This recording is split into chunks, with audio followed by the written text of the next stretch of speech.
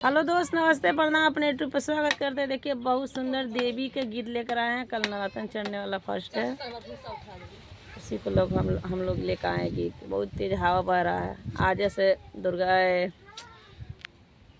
आज सातों बहिना के मारा मिया हो के हुआ जानना, सातों बहिना के मारा मिया हो के हुआ जानना।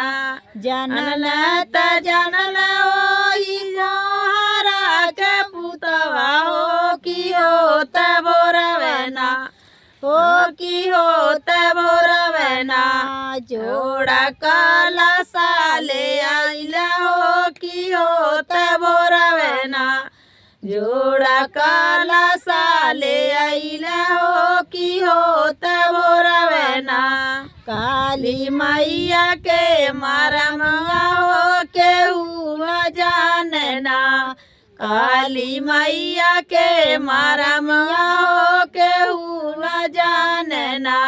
जनल जनल वही मालिया चकड़वा हो की हो तबोरवना, हो की हो तबोरवना।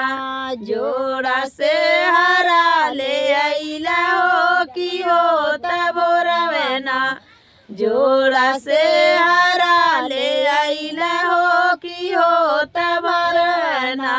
दुर्गा मैया के मारम हो के न जानना, दुर्गा मैया के मारमिया हो के न जानना। जनल जनल वही राजा जवा चकड़वा हो की हो तबोरवना, हो की हो तबोरवना। जोड़ा चुनारी ले आइला हो की हो तबोरवना, जोड़ा चुनारी ले आइला हो की हो तबोरवना। शीतला मैया के मारा मिया हो के न जानना, शीतला मैया के मारा मिया हो के न जानना।